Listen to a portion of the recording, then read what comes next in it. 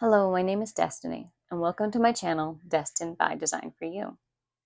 For those who have been following my channel, this is a very belated testimony update. For those of you who have not seen my earlier videos, I was led of the Lord in October of 24 to leave my job in December. And I was obedient and I left my job. If you'd like to hear the rest of that story, you can go back to one of my first videos where it says my testimony, the beginning. I would definitely recommend going back and listening to that to get more details. But we're going to go to where I'm at right now. Now, when I left in December, I really truly believed that God was having me leave at that time because something was going to happen quickly. And here we are in August, 8 months later, and on the outward, it doesn't really seem like much has changed, like much has happened. But I do know that the Lord has been working on me. Definitely been a test in patience, working on learning and refining that discernment and stepping out of my comfort zone. There's a lot of things that He's had me, as I describe, casting the nets and seeing what comes up, or trying the spirits and seeing if it's of God. But we haven't landed anywhere solid. I'm seeing growth, I'm seeing progress. If you watch my earlier videos to now, God's grown me a lot in 8 months. I still have a lot of growth to do, but from the first video where I was absolutely terrified to now, there's been a lot of growth and change. But I'm still waiting on that next. There's a lot of things that He's having me practice and a lot of things that He's having me learn, but there is no date, no goal that He has given me to work towards. Right now, it's just trusting Him and waiting on Him to tell me when to go, where to go, or what's next. And a while back, I had worked on a testimony video talking about wrestling with doubt, wrestling with what you really believe in your heart. And no matter how many times I tried to record it, it just didn't work. And I won't lie that in these 8 months, it has been a roller coaster. I do still believe that I did what God told me to do. I have very little to no doubt that that was what God wanted me to do. And He blessed that. He made the way where there was no way. But now in this season of waiting, did I miss a turn? Did I do something wrong? Should I have been doing more? Should I have been doing less? And I don't have any answer to give people when they ask, what are you doing now? I'm waiting on the Lord. And it's a very awkward place to be when, you can't say, well, I'm working here or I'm planning this. Most of the things that I'm doing are still ground level. I'm still growing in these things, and I don't know that any of these things that I'm working on are permanent. Right now, all I know is that they are practice and preparation for where God is getting ready to bring me. So I'm really in that place of transition. So that's really all the update I have. But I felt led to make this video because I got to overhear my grandmother talking to someone else about one other time where God had asked me to step out on faith. And it was one of probably the first and biggest steps of faith that God had asked me to do. And it was interesting to hear it from someone else's perspective and to be reminded of details that I had forgotten. I've mentioned it in a few other videos, but I'm going to give a little more of the full story here in this video. When I was in high school, I was praying about what the Lord wanted me to do and what college He wanted me to go to. And I had applied to, I believe, 3, maybe 4. But of those, all of them except for community college were really out of reach. I didn't have any college savings. I didn't have any scholarships at the time, except for eventually I did get Bright Futures. But I really didn't have anything but the Bright Futures scholarship to go on. And we had kind of settled that I was just going to go to community college, at least for the first 2 years, and then go from there. But the Lord had really kept bringing up this one college, Southeastern University in Lakeland. And it had just kept coming up and coming up, and I couldn't shake it. And I knew that we couldn't afford it. That was just way too much money. I'm the oldest of four, and I was the first one graduating. It just wasn't practical to spend that kind of money when we had a community college 45 minutes, 30 minutes, somewhere in there away. So it just didn't make sense to even consider it. But I couldn't shake it, and I finally applied. But I applied pretty much the end of my senior year, and amazingly, I got in. But even then, my family's like, we can't afford this. This is, you know, you could go to there after you've started your first 2 years. You finish your first 2 years at community college, and then we'll see how things go, and then maybe you can go to Southeastern. And it didn't really seem practical. Southeastern covers many degrees, but it's not especially a college for education, which is what I was going for. So it wasn't like I needed a specialized school. The community college had a perfectly fine program for me to attend. And so, my family had kind of wrote it off as, you're just going to go to the community college and then we'll go from there. But I remember I was riding around at night. My grandparents at that time were caretakers of a youth camp. And when there was no one on the grounds, I would ride my bike with music and just sing and worship the Lord and just have a good time.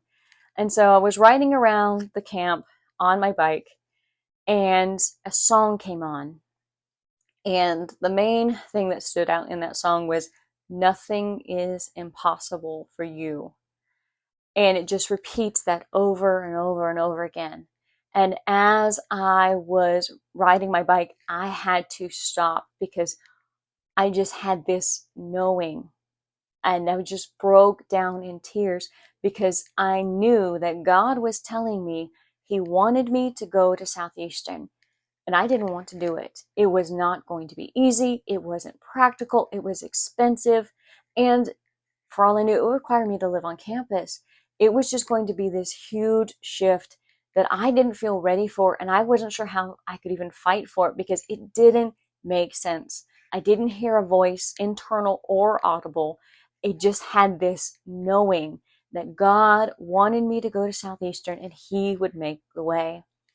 And I'm still not great at communicating those kind of things to people, but definitely then I didn't know how to communicate this to my family.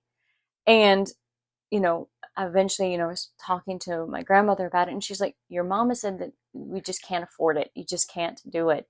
You are going to go to the community college. And I looked at her and I said, I can't. I have to do this. This is what God wants me to do. And I'm in tears because I want to take the easy path. I want to go the inexpensive route, the one that will be easy. I would stay home. Most of it would probably be covered by government funds. I probably would be able to graduate debt-free, no problem. My scholarships and all that would have covered almost everything but maybe books. And it would have been the easy route, but I couldn't shake what I just knew was the Lord, even though it did not make sense.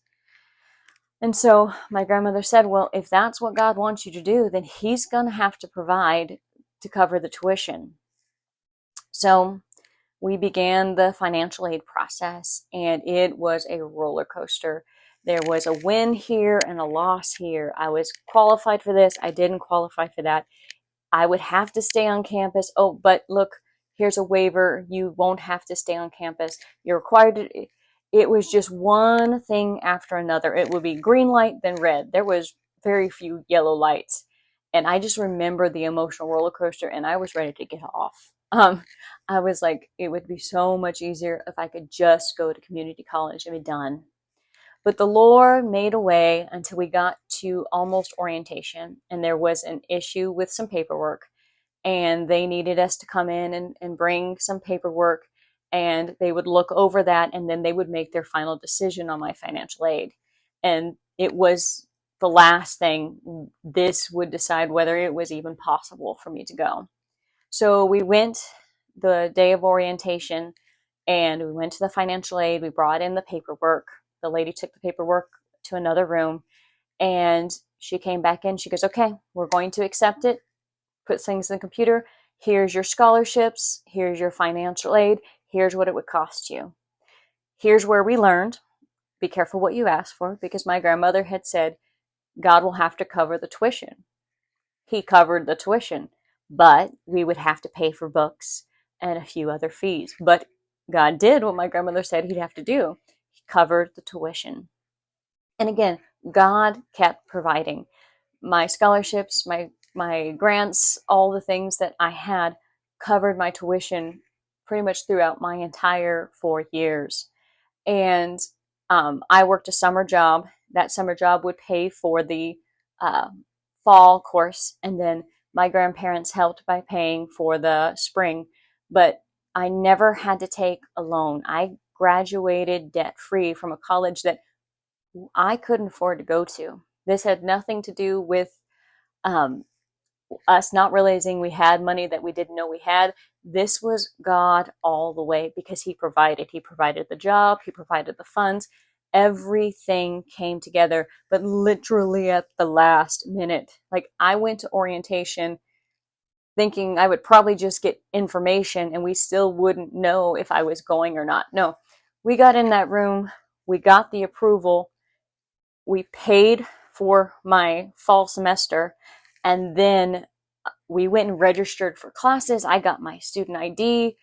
Everything happened so fast that that verse about your head spinning, I was like, I took my photo going, is this really happening? Like, I was excited, but I was numb because, yeah, I believe this was God's will, but we had been on such a roller coaster that it was so weird to be at that place of fulfillment where I was going to Southeastern. Everything was taken care of. You know, there would be things that, we had to buy the books, we had to do all that, and I had to move in with my grandparents. That way I could commute to the college. It was an hour and a half drive. That they even approved my hour and a half commute was amazing, because you were required to live on campus your first year. And so just God made the way all the way. And while He didn't cover everything through scholarships and grants and etc., He did make it affordable. He did what my grandmother asked. He covered the tuition. And by His grace and His mercy, I was able to graduate debt free. I was able to do all 4 of my years at Southeastern University. He made the way, and it was just something that had went from, there's no way we can afford that, that's not even possible, to God did it. And I don't understand the reason why He had me go to Southeastern, except for the people that were there to teach me, the people that were there to influence me, the people that were there to encourage me, because God had really grown me throughout my college years. So much so that I really didn't want to leave college. I wanted to stay in college, but God knew that I needed to step into the classroom. And so He made the way. And how I got my first job is a testimony all in its own, which I think I might have recorded somewhere. But it just reminded me of God's faithfulness. Another case of when I knew something was true, I knew God would do it. I just didn't know how He was going to do it or when, but He showed up. And a reminder to be careful what I prayed for, because we asked Him to cover tuition in that case, and that's exactly what He covered from the beginning to the end. And just remember, if God has told you He's going to do something, whether it's uncomfortable or easy or makes sense, it does not matter. If God said He's going to do it, He will do it. But He doesn't always tell you when or how. So stay encouraged and keep trusting in God for those things that He's promised you. And be careful not to get wrapped up in your own timetable or how you think that's going to happen, because usually He will flip that script and say, oh, you're cute, hun, but we're not doing it your way, we're doing it mine. That's my translation, sorry. But just keep trusting in the Lord and know that if He said He will do it, then He will do it. So thank you for listening to my testimony. I hope that encouraged you. Keep serving the Lord, keep loving Him with all your heart, and keep loving others as Christ has loved us. Until next time, I'll see you. And don't forget, please like, share, and subscribe. help spread these testimonies, help encourage others. All right, bye.